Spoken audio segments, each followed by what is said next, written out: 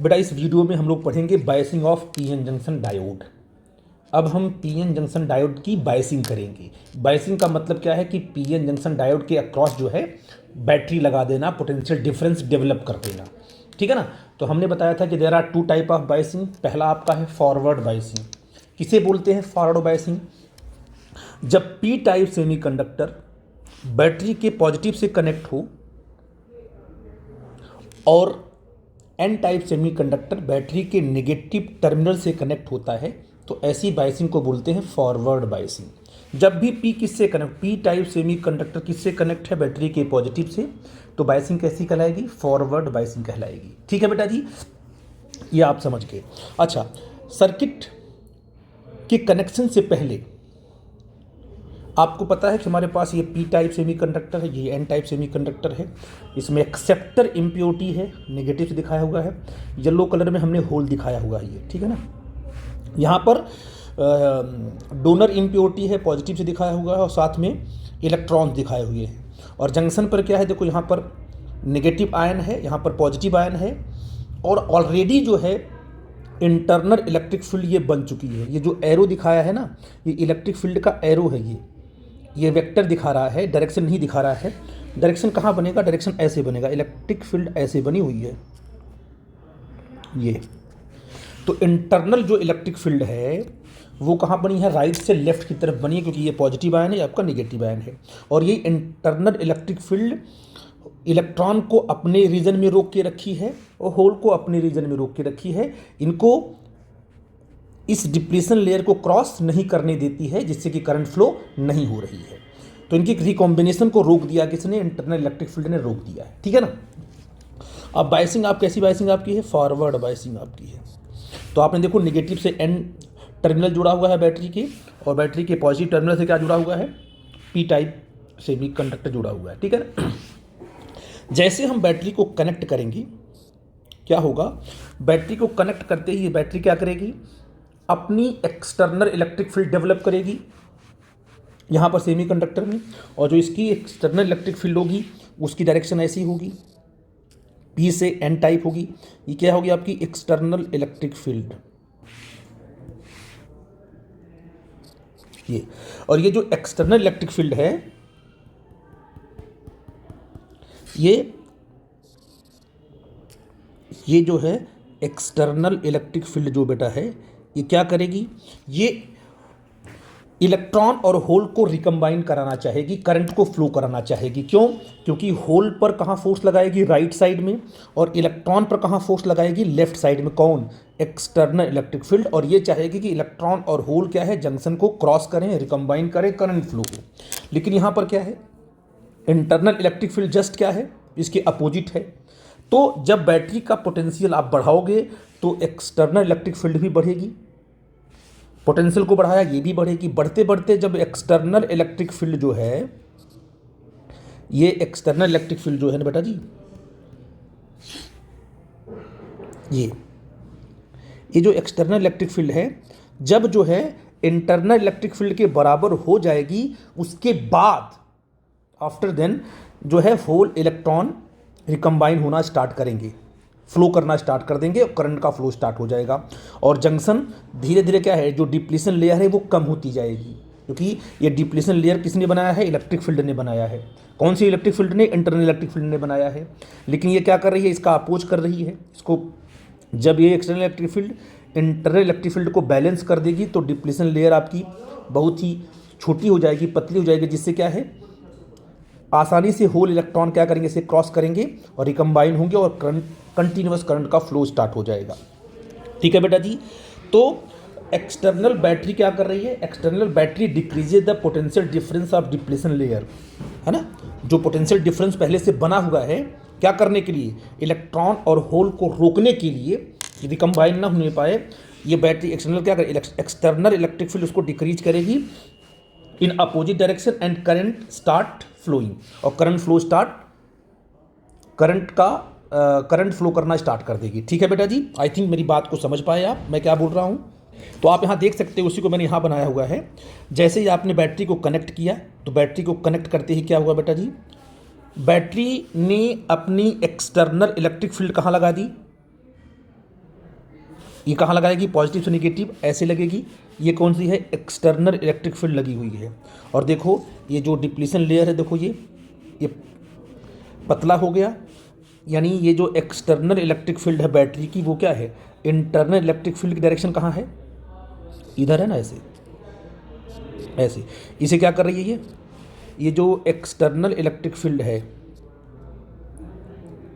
ये इसको अपोज कर रही है।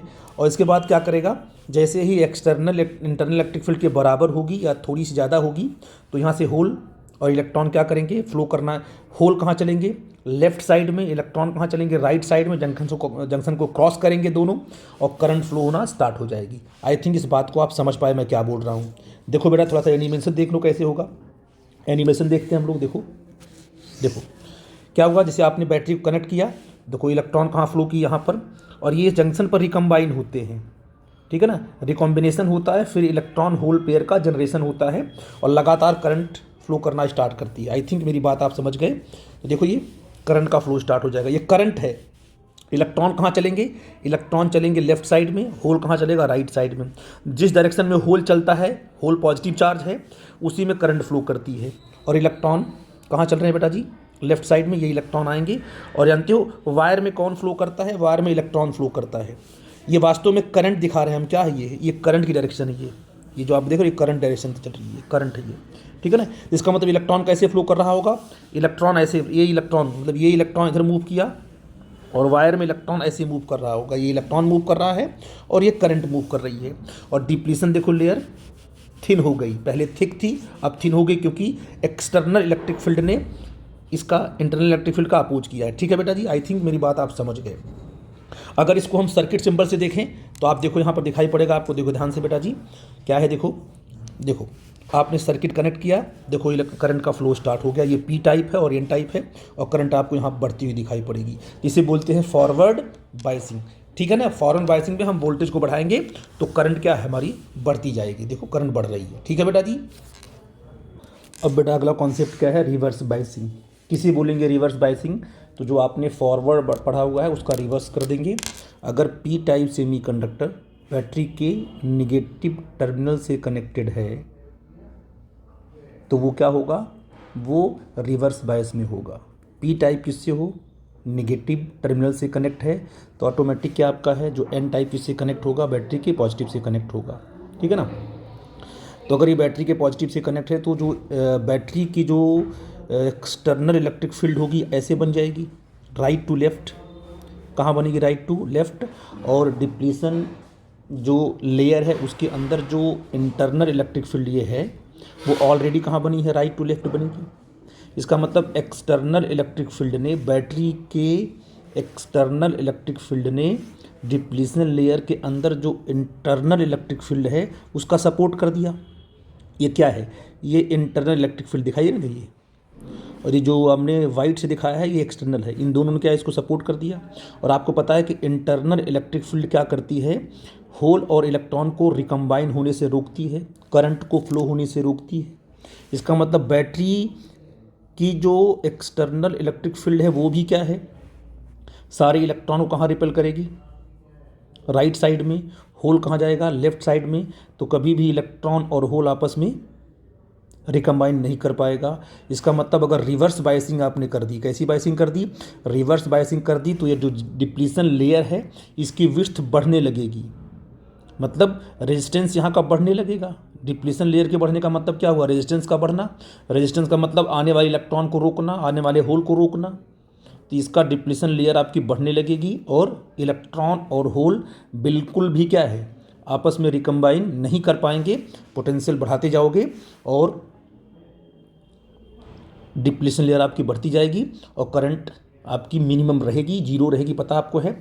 Due to minority charge carrier थोड़े बहुत क्या है, इसे आपको पता है कि ये आपका क्या है, ये आपका पी टाइप है और ये आपका एन टाइप है। तो पी टाइप में जो मेजॉरिटी होता है वो होल होता है, दिखाया मैंने है ना। तो कुछ इलेक्ट्रॉन भी इसमें आपको मिलेंगे, कुछ इलेक्ट्रॉन मिलेंगे जो कि माइनॉरिटी चार्ज कैरियर होंगे और इसमें क्या होंगे, होल होंगे। कुछ होल होंगे जो कि माइनॉरिटी होंगे। ये जो पी टाइप में जो इलेक्ट्रॉन आते हैं वो due to the breaking of covalent bond आते हैं, आपको पता है थोड़े बहुत, क्योंकि कोवैलेंट बॉन्ड बहुत ही कम ब्रेक होता है इसलिए बहुत कम ही इलेक्ट्रॉन पी टाइप में पाए जाते हैं। मैक्सिमम क्या मिलता है, होल मिलता है। तो आप कहते हो पी टाइप में मेजॉरिटी आपकी होल है और माइनॉरिटी चार्ज कैरियर आपके इलेक्ट्रॉन्स हैं। और एन टाइप में मेजॉरिटी क्या होते हैं, इलेक्ट्रॉन्स होते हैं, माइनॉरिटी क्या होते हैं, होल्स होते हैं। तो जो माइनॉरिटी चार्ज कैरियर है उनको ये जो इलेक्ट्रिक फील्ड यहाँ बना हुआ है ना, एक्सटर्नल और इंटरनल, ये दोनों हेल्प करेंगे मूव करने के लिए, क्योंकि इलेक्ट्रिक फील्ड कहाँ है, राइट से लेफ्ट में है। तो इलेक्ट्रॉन को सपोर्ट मिलेगा कहाँ जाने के लिए, राइट जाने के लिए। जो माइनॉरिटी चार्ज कैरियर है वो जाएंगे राइट में और इधर से होल कहाँ आएंगे, लेफ्ट में। ये आपस में रिकम्बाइन करेंगे तो due to the minority charge carrier a very small current in micro ampere current flow करती है रिवर्स बायस में। अदरवाइज मेजॉरिटी से कोई भी करंट फ्लो नहीं करती है। बहुत इंपॉर्टेंट केस है।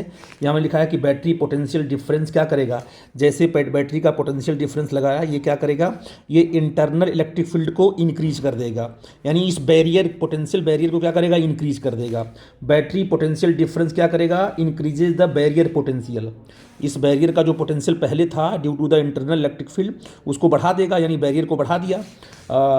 Barrier potential difference due to the same direction of electric field in the depletion region, है ना, क्योंकि बैटरी की जो इलेक्ट्रिक फील्ड है उस इलेक्ट्रिक फील्ड की डायरेक्शन जो है इंटरनल इलेक्ट्रिक फील्ड के अलॉन्ग ही है, इसलिए बैरियर आपका बढ़ेगा, रेजिस्टेंस भी बढ़ेगा और इलेक्ट्रॉन होल पेयर आपस में रिकम्बाइन नहीं कर पाएंगे।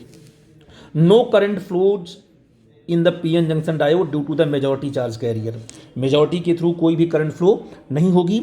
हाँ, due to the minority charge carrier a very small current in micro ampere flows in reverse biasing. I think मेरी बात आप समझ पा रहे हैं मैं क्या बोल रहा हूँ। यहाँ पर रिवर्स बायस में रेजिस्टेंस क्या होता है, बैरियर का बहुत ही ज़्यादा होता है, करंट का फ्लो बिल्कुल नहीं होता है। ठीक है बेटा जी, तो आप थोड़ा सा देख लेते हैं, इसका एनिमेशन देख लेते हैं। देखो देखो क्या हुआ, बैटरी यहाँ देखो आपका डिप्लीशन लेयर देखो बढ़ गया। और डिप्लीशन लेयर के बढ़ने से क्या हुआ, ये होल जा नहीं पा रहे हैं कहाँ पर, राइट साइड में, न तो इलेक्ट्रॉन आ पा रहा है लेफ्ट साइड में, और ये डिप्लीशन लेयर आपके बढ़ गया। इसके बढ़ने से क्या हुआ कि सारे के सारे होल रुक गए कहाँ पर, लेफ्ट में, और इलेक्ट्रॉन कहाँ रुक गए, राइट में। यहाँ पर देखो सर्किट यहाँ पर आपने कनेक्ट किया, देखो यहाँ पर थोड़ी सी करंट फ्लो करेगी, आप देखोगे आप, ये सर्किट आपकी अभी ओपन है, इसको आपने कनेक्ट किया, इसमें लिटिल बिट बहुत very small micro ampere current क्या करेगी, फ्लो करेगी, और थोड़ा सा डिफ्लेक्शन यहाँ दिखाई पड़ेगा आपको, थोड़ा सा बस, इसके बाद और वो माइक्रो एम्पियर में करंट फ्लो करेगी। आई थिंक मेरी बात आप समझ गए कि रिवर्स बायस में क्या होता है, कैसे कनेक्शन होता है और डिप्लीशन लेयर कैसे बढ़ जाती है और करंट कोई फ्लो नहीं करती है। करंट इसमें बिल्कुल मिनिमम होती है। मेजॉरिटी चार्ज कैरियर के थ्रू कोई करंट नहीं फ्लो करती है, सिर्फ माइनॉरिटी की वजह से थोड़ी सी माइक्रो एम्पियर करंट आपको मिलती है। ठीक है बेटा जी, थैंक यू।